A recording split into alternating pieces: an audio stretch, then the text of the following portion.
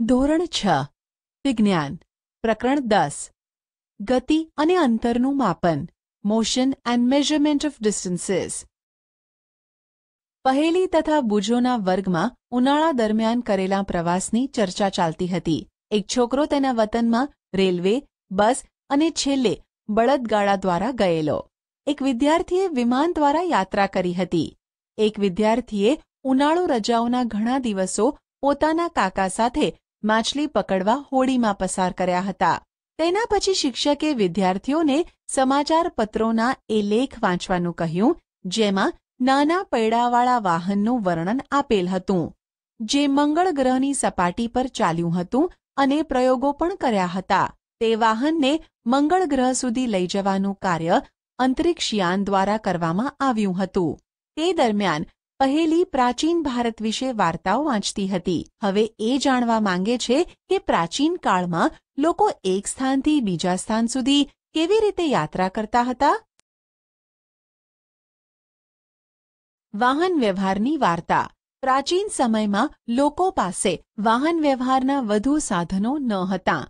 તેઓ ચાલીને યાત્રા કરતા હતા તથા તેમનો સામાન પોતાની પીઠ પર મૂકીને અથવા તો પશુઓની પીઠ ઉપર લાદીને લઈ જતા હતા. પ્રાચીન સમયમાં જળમાર્ગોમાં અવરજવર માટે હોડીનો ઉપયોગ કરવામાં આવતો હતો. શરૂઆતમાં લાકડાના ટુકડામાં એક ખાડો એટલે કે પોલાણ બનાવીને હોડી બનાવવામાં આવતી હતી. ત્યારબાદ લોકોએ લાકડાના ટુકડા એકબીજા સાથે જોડીને હોડી બનાવવાનું શીખી લીધું. આ હોડી પાણીમાં રહેનારા પ્રાણીઓના આકાર જેવી હતી. પ્રકરણ 8 તેમજ 9માં માછલીના ધારારેખ્ય એટલે કે હોડી જેવા આકારની આકૃતિને યાદ કરો. પૈડાની શોધ બાદ વાહન વ્યવહારની પ્રણાલીમાં અત્યંત મહત્વપૂર્ણ પરિવર્તન આવ્યા. પાછલા કેટલાક વર્ષોમાં પૈડાની રચનામાં સુધારો કરવામાં આવ્યો. પૈડાથી ચાલતા વાહનોને ખેંચવા માટે પશુઓનો ઉપયોગ કરવામાં આવતો હતો. 19મી સદીની શરૂઆત સુધી વ્યક્તિઓ એક સ્થાનથી બીજા સ્થાન સુધી પરિવહન માટે પશુશક્તિનો ઉપયોગ કરતા હતા. વરાળ યંત્રની શોધથી એક નવા જ શક્તિ સ્ત્રોતનો સમાવેશ થયો. વરાળ યંત્ર દ્વારા ચાલતી ગાડીઓ તથા માલગાડીઓના ડબ્બાઓ માટે રેલવેના પાટાનું નિર્માણ કરવામાં આવ્યું. ત્યારબાદ સ્વચાલિત વાહન એટલે કે ઓટોમોબાઈલ આવ્યા. પાણી પર પરિવહન કરતા સાધનોમાં મોટરથી ચાલતી બોટ અને જહાજોનો ઉપયોગ થવા લાગ્યો. 19મી સદીની શરૂઆતના વર્ષોમાં વાયુયાનનો વિકાસ થયો. ત્યારબાદ તેમાં સુધારો કરવામાં આવ્યો તથા તેને મુસાફરી તથા સામાન લઈ જવા યોગ્ય બનાવવામાં આવ્યા. ઇલેક્ટ્રિક રેલગાડી, મોનોરેલ એટલે કે એક જ પાટા પર ચાલતી ટ્રેન, સુપરસોનિક વિમાનો એટલે કે અવાજની ઝડપે ઉડતા વિમાનો, અંતરિક્ષયાન 20મી સદીના કેટલાક યોગદાન છે. તમે કેટલું અંતર કાપ્યું? આ ટેબલ કેટલું પહોળું છે? How far have you travelled? How wide is this desk? લોકો કેવી રીતે જાણકારી પ્રાપ્ત કરતા હતા કે તે કેટલું ચાલ્યા? તમે કેવી રીતે જાણકારી મેળવશો કે તમારી શાળા સુધીનું અંતર તમે ચાલીને જઈ શકશો અથવા શાળા સુધી પહોંચવા માટે તમારે બસ અથવા રિક્ષાની જરૂર પડશે? શું તમારે કંઈ ખરીદવું હોય ત્યારે બજાર સુધી ચાલીને જવું સંભવ હોય છે? તમે આ પ્રશ્નોના ઉત્તર કેવી રીતે મેળવશો? કોઈ સ્થાન કેટલું દૂર છે તે પહેલાં જાણવું જરૂરી છે, જેથી આપણે અનુમાન લગાવી શકીએ કે ત્યાં સુધી કેવી રીતે પહોંચી શકાય. જેમ કે ચાલીને, બસ દ્વારા, રેલવે દ્વારા, પાણીમાં હોડી દ્વારા, વિમાન દ્વારા અથવા કોઈ અંતરિક્ષયાનની જરૂર પડશે. ક્યારેક એવી વસ્તુઓ પણ હોય છે કે જેની લંબાઈ અને પહોળાઈ જાણવાની આપણને આવશ્યકતા હોય છે. પહેલી તથા બુજોના વર્ગમાં મોટી મોટી પાટલીઓ છે, જેની ઉપર બે વિદ્યાર્થીઓ બેસે છે. પહેલી તથા બુજો એક સાથે એક પાટલી ઉપર બેસે છે, પરંતુ મોટા ભાગે તેઓમાં એ વાતને લઈને ઝઘડો થાય છે કે તેનો સાથીદાર પાટલીના વધારે ભાગનો ઉપયોગ કરે છે. શિક્ષકના સૂચનને અમલ કરીને તેઓએ પાટલીની લંબાઈ માપવાનું નક્કી કર્યું. પાટલીની ઠીક મધ્યમાં એક ચિહ્ન બનાવ્યું તથા પાટલી પર નિશાની એટલે કે રેખા બનાવીને બરાબર 2 ભાગમાં વહેંચી. તે બંને પોતાના મિત્રો સાથે ગિલ્લી દંડા રમવાના શોખીન છે. બુજો તેની સાથે ગિલ્લી દંડાની જોડી લઈને આવ્યો છે. અહીં આકૃતિ 10.2માં તેમણે ગિલ્લી અને દંડાનો ઉપયોગ કરીને પાટલીની લંબાઈ કઈ રીતે માપી તે દર્શાવવામાં આવ્યું છે. તેવું લાગે છે કે પાટલીની લંબાઈ 2 દડાની લંબાઈ તથા 2 ગિલ્લીની લંબાઈ બરાબર છે. પાટલીની મધ્યમાં રેખા ખેંચવાથી બંને ખુશ દેખાય છે, કારણ કે બંનેને અડધી અડધી પાટલી પ્રાપ્ત થઈ, જેમાં પાટલીનો અડધો ભાગ લંબાઈમાં 1 દંડા અને ગિલ્લીની લંબાઈ બરાબર છે. કેટલાક દિવસ પછી મધ્યમાં ખેંચેલ રેખા એટલે કે લીટી ભૂંસાઈ ગઈ. બુજોનો જૂનો ગિલ્લી દંડો ખોવાઈ ગયો હોવાથી તેની પાસે ગિલ્લી દંડાની નવી જોડી છે. હવે જોઈએ કે તે ગિલ્લી દંડાની નવી જોડીનો ઉપયોગ કરીને કેવી રીતે પાટલીની લંબાઈ માપે છે. જુઓ, જ્યારે નવા ગિલ્લી દંડાની જોડ વડે માપવામાં આવે છે ત્યારે પાટલીની લંબાઈ 2 દડા તથા 1 ગિલ્લી અને થોડીક જ વધારાની જગ્યા બચી હોય તેમ દેખાઈ રહી છે, જે 1 ગિલ્લીની લંબાઈ કરતાં ઓછી છે. હવે શું કરીશું? તમે પહેલી અને બુજોને શું સલાહ આપશો જેથી તે પાટલીની સંપૂર્ણ લંબાઈ માપી શકે? શું તે લંબાઈ માપવા માટે ક્રિકેટના સ્ટમ્પ તથા ગિલ્લીઓનો ઉપયોગ કરી શકે છે? અથવા તમે વિચારો છો કે એવું કરવાથી પણ આવી જ સમસ્યા ઊભી થશે? તે એક કામ કરી શકે છે. એક નાની દોરી લઈ તેના પર 2 ચિહ્ન બનાવે. આ દોરીની લંબાઈ હશે, જે આ દોરીની મદદથી પાટલીની લંબાઈ માપી શકે છે. તે આ દોરીનો ઉપયોગ દોરીથી નાની લંબાઈનું અંતર માપવા કઈ રીતે કરશે? તે દોરીને વાળીને અડધો, 1/4 અને 1/8 ભાગ બનાવી શકે છે. હવે કદાચ પહેલી અને બુજો પાટલીની ચોક્કસ લંબાઈ દોરીની મદદથી માપી શકશે. તમે કહેશો કે તે તેના કંપાસ બોક્સમાં રહેલી ફૂટપટ્ટીનો ઉપયોગ કરીને પણ તેઓ તેમની સમસ્યા હલ કરી શકે છે? હા, વાસ્તવમાં આવું કરવું જોઈએ.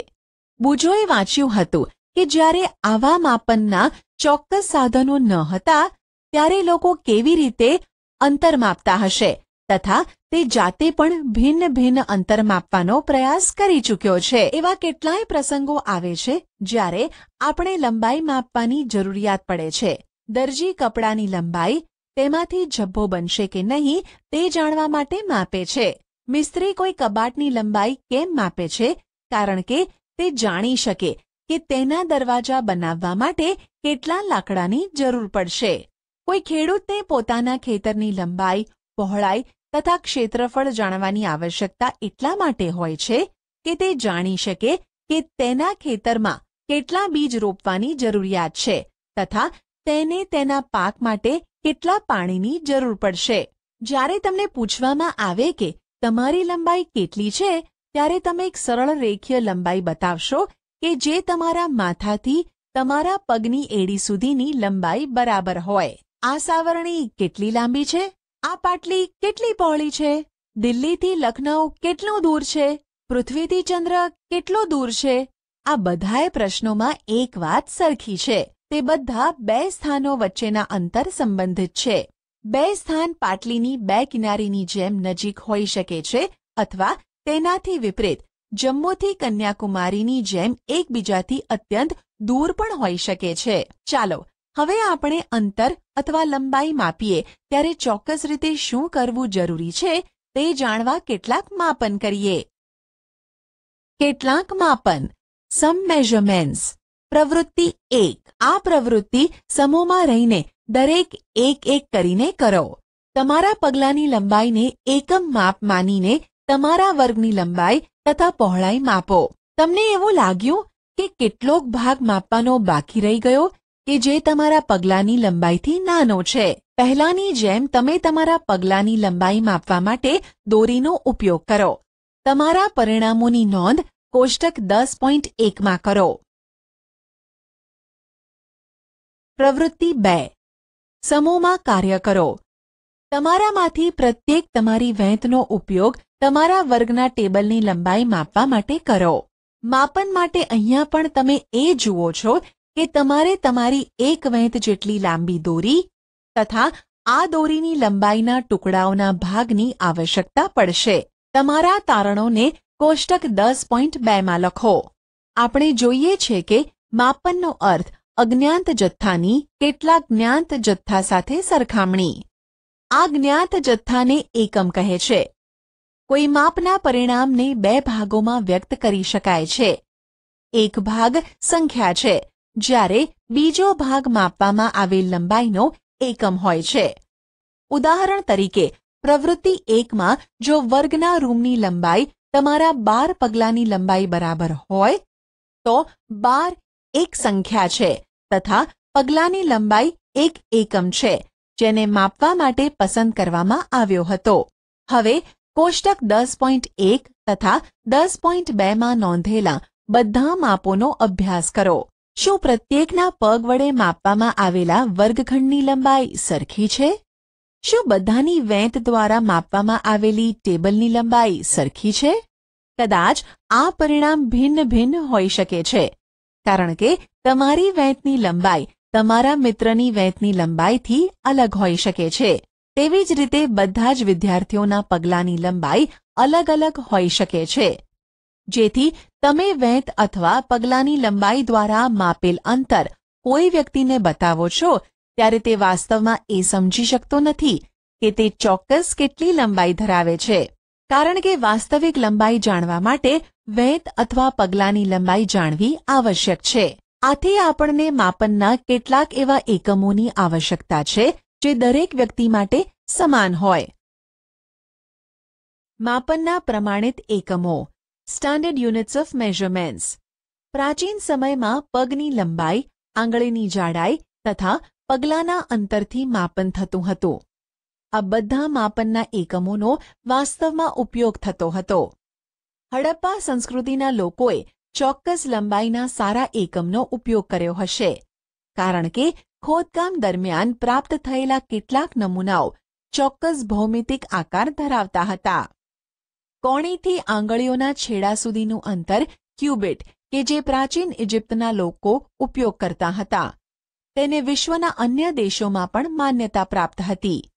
વિશ્વના વિભિન્ન ભાગોના લોકો લંબાઈના એકમ સ્વરૂપે ફૂટનો ઉપયોગ કરતા હતા. અલગ અલગ વિસ્તારોમાં ફૂટની લંબાઈ થોડી અલગ અલગ હતી. લોકો 1 ગજ કપડું ફેલાયેલી ભુજાના છેડાથી પોતાના સુધી માપતા હતા. રોમવાસી પોતાના પગ અથવા પગલાંઓ દ્વારા લંબાઈ માપતા હતા. પ્રાચીન ભારતમાં ટૂંકું અંતર માપવા માટે આંગળી અથવા મુઠ્ઠીનો ઉપયોગ કરતા હતા. આજે પણ ભારતના કેટલાક શહેરોમાં ફૂલમાળી ફૂલહારને વેચતી વખતે પોતાના હાથની લંબાઈનો ઉપયોગ એકમ માત્રા તરીકે કરે છે. સુવિધા અનુસાર શરીરના એવા અનેક ભાગોનો એકમો સ્વરૂપે ઉપયોગ થતો રહ્યો છે. તેથી પ્રત્યેક વ્યક્તિના શરીરના માપોમાં થોડી ભિન્નતા હોવાને કારણે માપનમાં મૂંઝવણ આવી હશે. વર્ષ 1790માં ફ્રેન્ચે માપનની ચોક્કસ રીત બનાવી, જેને મેટ્રિક પદ્ધતિ કહે છે. એક સમાનતા માટે સમગ્ર વિશ્વમાં વૈજ્ઞાનિકોએ માપનની એકમ માત્રાઓનો એક જૂથને સ્વીકારી લીધું છે. આજકાલ જે માપન પ્રણાલીનો ઉપયોગ થઈ રહ્યો છે, જેને આંતરરાષ્ટ્રીય એકમ પ્રણાલી એસઆઈ યુનિટ કહે છે. લંબાઈનો એસઆઈ એકમ મીટર છે. આકૃતિ 6માં મીટર પટ્ટી બતાવવામાં આવી છે. તમારા કંપાસ બોક્સમાં રહેલ 15 સેન્ટીમીટરની ફૂટપટ્ટી પણ બતાવવામાં આવી છે. પ્રત્યેક મીટરને 100 બરાબર ભાગોમાં વિભાજિત કરી શકાય છે, જેને સેન્ટીમીટર કહે છે. 1 સેન્ટીમીટરને 10 બરાબર સરખા ભાગ હોય છે, જેને મિલીમીટર કહે છે. આ રીતે 1 metre is equal to 100 centimetre, 1 centimetre is equal to 10 millimetre. લાંબા અંતરને માપવા માટે મીટર એક સુવિધાજનક એકમ નથી. એના માટે આપણે એક મોટા એકમનો ઉપયોગ કરીએ છીએ, જેને કિલોમીટર કહે છે. 1 kilometre is equal to 1000 metre. હવે આપણે આપણી બધી માપન પ્રવૃત્તિઓમાં એકમ માત્રાનો ઉપયોગ કરીને પુનરાવર્તિત કરી શકીએ છીએ તથા લંબાઈને એસઆઈ એકમમાં માપી શકીએ છીએ. એવું કરતાં પહેલાં આપણે અંતર તથા લંબાઈ માપવાની સાચી રીત જાણવી આવશ્યક છે. લંબાઈનું સાચું માપન, કરેક્ટ મેઝરમેન્ટ ઓફ લેન્થ. આપણા દૈનિક જીવનમાં આપણે અનેક પ્રકારની માપન માત્રાઓનો ઉપયોગ કરીએ છીએ. લંબાઈ માપવા માટે આપણે મીટર સ્કેલનો ઉપયોગ કરીએ છીએ. દરજી માપપટ્ટીનો ઉપયોગ કરે છે, જ્યારે કપડાના વેપારીઓ મીટર પટ્ટીનો ઉપયોગ કરે છે. કોઈપણ વસ્તુની લંબાઈ માપવા માટે યોગ્ય સાધનનો ઉપયોગ કરવો જોઈએ. તમે માપપટ્ટીનો ઉપયોગ કરીને વૃક્ષની જાડાઈ તથા તમારી છાતીનો ઘેરાવો માપી શકતા નથી. આવા માપોને માપવા માટે માપન પટ્ટી એટલે કે મેઝરિંગ ટેપ વધુ સુવિધાજનક છે. નાની વસ્તુઓ જેવી કે તમારી પેન્સિલનું માપ લેવા માટે તમે તમારા કંપાસ બોક્સમાં રહેલ 15 સેન્ટીમીટરની ફૂટપટ્ટીનો ઉપયોગ કરી શકો છો. લંબાઈ માપતી વખતે આપણે નીચેની સાવધાની રાખવી અત્યંત જરૂરી છે. ફૂટપટ્ટીને વસ્તુના સંપર્કમાં તેની લંબાઈ અનુસાર રાખો. કેટલીક ફૂટપટ્ટીના છેડા તૂટેલા હોઈ શકે છે. તમે આવી ફૂટપટ્ટીનો શૂન્ય આંક જોઈ શકતા નથી. આવી સ્થિતિમાં ફૂટપટ્ટીના શૂન્યાંકથી માપ લેવાનું ટાળો. તમે ફૂટપટ્ટીમાં બીજો કોઈ પૂર્ણાંક જેમ કે 1 સેન્ટીમીટર ઉપયોગમાં લઈ શકો છો. ત્યારે તમે બીજા છેડાના અવલોકનમાંથી પહેલાનું અવલોકન બાદ કરીને યોગ્ય લંબાઈ પ્રાપ્ત કરી શકો છો. ઉદાહરણ તરીકે એક છેડાનું અવલોકન 1 સેન્ટીમીટર છે, જ્યારે બીજા છેડાનું અવલોકન 14.3 સેન્ટીમીટર છે. આથી વસ્તુની લંબાઈ 14.3 સેન્ટીમીટર બાદ 1 સેન્ટીમીટર બરાબર 13.3 સેન્ટીમીટર છે. 3. માપ લેતી વખતે આંખની સાચી સ્થિતિ પણ જરૂરી છે. તમારી આંખ જે બિંદુનું માપ લેવાનું છે તેની બરાબર સામે હોવી જોઈએ. પ્રવૃત્તિ 3. તમારા સહપાઠીની લંબાઈ પહેલા વેંત અને પછી માપપટ્ટી દ્વારા માપો. તમારા સહપાઠીને દિવાલ સાથે પીઠ રાખીને ઊભા રહેવાનું કહો. તેના માથા ઉપરથી દિવાલ પર એક નિશાન બનાવો. હવે આ ચિહ્ન સુધીની લંબાઈ પહેલા તમારી વેંત દ્વારા માપો અને પછી માપપટ્ટી દ્વારા માપો. અન્ય વિદ્યાર્થીઓને પણ આ જ રીતથી લંબાઈ માપવાનું કહો. બધા તારણ કોષ્ટક 10.3માં લખો. વિવિધ વિદ્યાર્થીઓ દ્વારા પ્રાપ્ત પરિણામોનું ધ્યાનપૂર્વક અધ્યયન કરો. કોલમ 2માં પરિણામ એકબીજાથી ભિન્ન હોઈ શકે છે, કારણ કે વિદ્યાર્થીઓની વેંતની લંબાઈ એકબીજાથી ભિન્ન હોઈ શકે છે. હવે કોલમ 3ના પરિણામોને જુઓ, જેમાં બધા માપ યોગ્ય માપન માત્રા દ્વારા લેવામાં આવ્યા છે. આ પરિણામ એકબીજાના માપની અત્યંત નજીક છે, પરંતુ શું તેઓ સંપૂર્ણ સમાન છે? જો ના, તો તમારા વિચારથી શા માટે તફાવત દેખાય છે? આખરે બધા એક જ સ્કેલનો ઉપયોગ કરી રહ્યા છો. ભિન્ન ભિન્ન વેંતોનો ઉપયોગ તો નથી કરી રહ્યા. આ માપ લેવાની નાની ત્રુટીઓ દ્વારા હોઈ શકે છે. માપનની આવી કેટલીક ત્રુટીઓ વિશે જાણકારી તથા વ્યવહારમાં લાવવાના મહત્વ વિશે ઉપરના ધોરણમાં અભ્યાસ કરશો. કોઈ વક્રરેખાની લંબાઈ માપવી. Measuring the length of curved line. આપણે કોઈ વક્રરેખાની લંબાઈ મીટર સ્કેલ વડે માપી શકતા નથી. વક્રરેખાની લંબાઈ માપવા માટે આપણે દોરીનો ઉપયોગ કરી શકીએ છીએ. પ્રવૃત્તિ 4. વક્રરેખા AB ની લંબાઈ માપવા માટે કોઈ દોરીનો ઉપયોગ કરો. દોરીના એક છેડા પર ગાંઠ બનાવો. આ ગાંઠને બિંદુ A પર રાખો. હવે દોરીને તમારી આંગળી તથા અંગૂઠાની મદદથી ખેંચાયેલી રાખો અને તેના નાના ભાગને રેખા અનુસાર રાખીને માપો. આ બિંદુ પર તમારા એક હાથથી દોરીને પકડો. તમારા બીજા હાથથી દોરીના થોડા ભાગને વક્રરેખા અનુસાર ફેલાવો. આ પ્રક્રિયાને પુનરાવર્તિત કરીને વક્રરેખાના બિંદુ B સુધી પહોંચો. દોરીનો જે ભાગ બિંદુ B પર છે તેને નિશાનીથી અંકિત કરો. હવે આ દોરીને મીટર સ્કેલ પર ફેલાવો. દોરીની શરૂઆતની ગાંઠ તથા તેના બીજા છેડા પર નોંધેલ નિશાનની વચ્ચેની લંબાઈ માપો. આ માપ વક્રરેખા ABની લંબાઈ છે. આપણે જોયું કે અંતર તથા લંબાઈનું ચોક્કસ માપન માપવા માટે અત્યંત ચોકસાઈ રાખવી પડે છે અને માપન માટે કેટલાક પ્રમાણભૂત એકમ તથા માપન પરિણામોને વ્યક્ત કરવા માટે આપણને કેટલાક યોગ્ય સાધનોની જરૂર પડશે. આપણી આસપાસની ગતિશીલ વસ્તુઓ. મૂવિંગ થિંગ્સ અરાઉન્ડ અસ. પ્રવૃત્તિ 5. એવી વસ્તુઓ વિશે વિચારો જે તમે હમણાં જ જોઈ છે. તેની યાદી કોષ્ટક 10.4માં લખો. સ્કૂલ બેગ, મચ્છર, ટેબલ, પાટલી પર બેઠેલ વ્યક્તિઓ, અહીં તહીં જતા લોકો, તેનાથી વિશેષ પતંગિયા, કૂતરા, ગાય, તમારો હાથ, નાના બાળકો, પાણીમાં તરતી માછલી, ઘર, કારખાનું, પથ્થર, ઘોડો, દડો, બેટ, ચાલતી રેલગાડી, સિલાઈ મશીન, દિવાલ, ઘડિયાળ, ઘડિયાળના કાંટા પણ હોઈ શકે છે. તમે જેટલી લાંબી યાદી બનાવી શકતા હોય તેટલી બનાવો. તેમાંથી કેટલી ગતિશીલ છે? કેટલી સ્થિર છે? તમે એ ધ્યાન આપ્યું હશે કે પક્ષી એક જ સ્થાને હોતા નથી, જ્યારે ટેબલ એ જ સ્થાને પડેલું હોય છે. આના આધારે એ સુનિશ્ચિત કર્યું હશે કે કોઈ વસ્તુ ગતિમાં છે કે સ્થિર છે. ચાલો આપણે કીડીની ગતિને ધ્યાનપૂર્વક જોઈએ.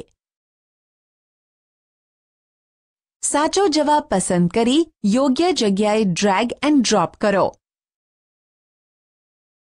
પ્રવૃત્તિ 6. જમીન પર એક સફેદ કાગળની મોટી શીટ ફેલાવો, એટલે કે પાથરો. તેના પર ખાંડના કેટલાક દાણા નાખો. કીડીઓ આ ખાંડના દાણા તરફ આકર્ષિત થશે તથા તમે થોડી વારમાં જ એ કાગળની શીટ પર ઘણી બધી કીડીઓને ફરતી જોશો. કોઈ એક કીડીને તે કાગળ પરથી પસાર થઈ જાય કે તરત જ તેને પેન્સિલના ટપકાના ચિહ્ન વડે અંકિત કરો. જેમ જેમ કીડી કાગળ પર ચાલતી આગળ વધે, તમે તેમ તેમ પેન્સિલથી ટપકા અંકિત કરતા જાઓ. કેટલાક સમય પછી કાગળની શીટને હલાવીને ખાંડના દાણા અને કીડીઓને દૂર કરો. એ વિવિધ બિંદુઓ તમે જે કાગળ પર અંકિત કર્યા હતા તેને તીરના નિશાન વડે જોડીને કીડીની દિશા બતાવો. એ તમામ બિંદુ કે જે અંકિત કર્યા હતા તે કેટલીક સેકન્ડના અંતરાલમાં કીડીની ગતિને દર્શાવે છે. ગતિ એ કોઈ વસ્તુની સ્થિતિમાં સમયની સાથે થતા કોઈ પ્રકારના ફેરફાર જેવી હોય છે, ખરું ને? ગતિના પ્રકાર. Types of motion. તમે સીધા રસ્તા પર વાહનની ગતિ, કોઈ પરેડમાં સૈનિકોની માર્ચ પરેડની ગતિ અથવા કોઈ પડતા પથ્થરની ગતિનું અવલોકન કર્યું હશે. આ કેવા પ્રકારની ગતિ છે? 100 મીટર દોડ હરીફાઈમાં પ્રતિસ્પર્ધી પણ સીધી રેખા પર દોડે છે. શું તમે તમારી આજુબાજુ જોઈને એવા પ્રકારના વધારે ઉદાહરણ વિચારી શકો છો? આ બધા ઉદાહરણોમાં આપણે એ જોઈએ છીએ કે વસ્તુઓ સીધી રેખામાં ગતિ કરે છે. આ પ્રકારની ગતિને સરળ રેખીય ગતિ કે સુરેખ ગતિ કહે છે. પ્રવૃત્તિ 7. એક પથ્થર લો. તેને દોરીના ટુકડાથી બાંધો તથા તમારા હાથની મદદથી તેને ઝડપથી ગોળ ગોળ ફેરવો. પથ્થરની ગતિને ધ્યાનથી જુઓ. આપણે જોઈએ છીએ કે પથ્થર વર્તુળાકાર માર્ગને અનુસરીને ગતિ કરે છે. આ ગતિમાં પથ્થરનું અંતર તમારા હાથથી સમાન રહે છે. આ પ્રકારની ગતિને વર્તુળાકાર ગતિ કહે છે. વીજળીના પંખાના પાંખિયા ઉપર અંકિત કોઈ ચિહ્નની ગતિ, કોઈ ઘડિયાળના સેકન્ડ કાંટાની ગતિ વર્તુળાકાર ગતિના ઉદાહરણો છે. વીજળીનો પંખો અથવા ઘડિયાળ એક સ્થાનથી બીજા સ્થાને સ્વયં ગતિ કરી શકતા નથી, પરંતુ પંખાના પાંખિયા ફરે છે તથા તેવું જ ઘડિયાળના કાંટા પણ ફરે છે. જો આપણે પંખાના પાંખિયા અથવા ઘડિયાળના કાંટા પર કોઈ જગ્યાએ નિશાન બનાવીએ તો ફરતી વખતે પંખા અથવા ઘડિયાળના કેન્દ્રથી તે ચિહ્નનું અંતર સમાન રહેશે. કેટલાક કિસ્સામાં વસ્તુ એક નિશ્ચિત સમય અંતરાલ પછી પોતાની ગતિનું પુનરાવર્તન કરે છે. આ પ્રકારની ગતિને આવર્ત ગતિ કહે છે. દોરીથી બાંધેલ એ જ પથ્થર લો જેનો તમે પ્રવૃત્તિ 7માં ઉપયોગ કર્યો હતો. હવે દોરીને તમારા હાથમાં પકડો તથા પથ્થરને દોરીથી લટકવા દો. બીજા હાથ વડે પથ્થરને એક બાજુ ખેંચો અને પછી મુક્ત ગતિ કરવા માટે છોડી દો. તે એક લોલક છે.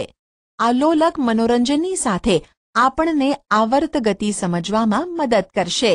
કોઈ લોલકની ગતિ વૃક્ષની શાખાઓની અહીં તહીં લહેરાવવું, હિંચકો ખાતા બાળકોની ગતિ, સિતારના તારની ગતિ, વાગતી વખતે ઢોલકની સપાટીની ગતિ, આ બધા આવર્ત ગતિના ઉદાહરણો છે, જેમાં વસ્તુઓ એક નિશ્ચિત સમયના અંતરાલ પર પોતાની ગતિનું પુનરાવર્તન કરે છે. જ્યારે આપણે દોરી વડે બાંધેલા પથ્થરને વર્તુળાકાર ગતિ કરાવીએ છીએ ત્યારે પથ્થરનું હાથથી અંતર સમાન રહે છે. આ વિશે બુજો કંઈ ચોક્કસ કહી શકતો નથી. શું તમે બુજોને સમજાવવામાં મદદ કરી શકો છો? શું તમે પ્રવૃત્તિ 5ના એક ભાગરૂપે સિલાઈ મશીનનું અવલોકન કર્યું હતું? તમે ધ્યાન આપ્યું હશે કે સિલાઈ મશીન તે પોતાની જગ્યા પર જ રહે છે જ્યારે તેનું પૈડું વર્તુળાકાર ગતિમાં હોય છે. તેમાં એક સોય પણ હોય છે જે જ્યાં સુધી પૈડું ફરે છે ત્યાં સુધી નિરંતર ઉપર નીચે ગતિ કરતી રહે છે. શું એવું નથી? અહીં સોય આવર્ત ગતિ કરે છે. શું તમે જમીન પર ગબડતા દડાની ગતિનું અવલોકન કર્યું છે? અહીં દડો જમીન પર ગબડતો આગળ ગતિ કરે છે. આ પ્રકારે દડો સરળ રેખીય ગતિની સાથે સાથે વર્તુળાકાર ગતિ પણ કરે છે. શું તમે આવા અન્ય ઉદાહરણો બતાવી શકો છો જેમાં વસ્તુની ગતિ વિભિન્ન પ્રકારની ગતિ સાથે સુસંગત હોય? આ પ્રકરણમાં આપણે ઘણી બધી માપનની પ્રવૃત્તિઓ કરી તથા કેટલાક પ્રકારની ગતિના વિષયમાં ચર્ચા કરી. આપણે જોયું કે સમયની સાથે સ્થિતિમાં થતા ફેરફારને ગતિ કહે છે. સ્થિતિમાં થયેલ આ પરિવર્તનને આપણે અંતરમાપન દ્વારા સમજી શકીએ છીએ. આનાથી આપણને એ જાણકારી પ્રાપ્ત થાય છે કે કોઈ વસ્તુ કેટલી ધીમી અથવા ઝડપી ગતિ કરી રહી છે. જમીન પર ગોકળગાયની ગતિ, પતંગિયાનું એક પુષ્પ પરથી બીજા પુષ્પ પર જવું, નદીના પ્રવાહમાં નાના પથ્થરોની ગતિ, વિમાનનું હવામાં ઊંચાઈએ ઉડવું, જેટ વિમાન માર્ગ બનાવવા, પૃથ્વીની આજુબાજુ ચંદ્રની ગતિ, આપણા શરીરમાં રુધિરનું પરિવહન વગેરે બધા ઉદાહરણ આપણી આજુબાજુ થનારી ગતિને દર્શાવે છે. વર્તુળાકાર ગતિ સર્ક્યુલર મોશન. અંતર ડિસ્ટન્સ. માપન મેઝરમેન્ટ. ગતિ મોશન. આવર્ત ગતિ પિરિયોડિક મોશન. સરળ રેખીય ગતિ રેક્ટિલિનિયર મોશન. એસઆઈ એકમ એસઆઈ યુનિટ્સ. માપનના એકમો યુનિટ્સ ઓફ મેઝરમેન્ટ. સારાંશ. એક સ્થાનથી બીજા સ્થાને જવા માટે પરિવહનના વિવિધ સાધનોનો ઉપયોગ કરવામાં આવે છે. પ્રાચીન કાળમાં લોકો પગલાંની લંબાઈ, આંગળીની જાડાઈ, એક પગલાંની દૂરી વગેરેનો ઉપયોગ માપનના એકમ સ્વરૂપે કરતા હતા. તેનાથી મૂંઝવણ થતી હતી તથા એટલા માટે કોઈ એક સમાન માપન પ્રણાલીને વિકસિત કરવાની આવશ્યકતા ઊભી થઈ. હવે આપણે એકમોની આંતરરાષ્ટ્રીય પ્રણાલી એસઆઈ યુનિટનો ઉપયોગ કરીએ છીએ. તેને સમગ્ર વિશ્વમાં માન્યતા પ્રાપ્ત છે. એસઆઈ એકમમાં લંબાઈનો એકમ મીટર છે. સીધી રેખાને અનુસરીને થતી ગતિને સરળ રેખીય ગતિ અથવા સુરેખ ગતિ કહે છે. વર્તુળાકાર ગતિમાં કોઈ વસ્તુ એવા પ્રકારની ગતિ કરે છે કે એ વસ્તુનું કોઈ નિયત બિંદુથી અંતર સમાન રહે. એવી ગતિ કે કોઈ નિશ્ચિત સમય અંતરાલ પર પુનરાવર્તિત થતી હોય તેને આવર્ત ગતિ કહે છે. આપેલા વિકલ્પોમાંથી સાચો વિકલ્પ પસંદ કરી સબમિટ બટન પર ક્લિક કરો.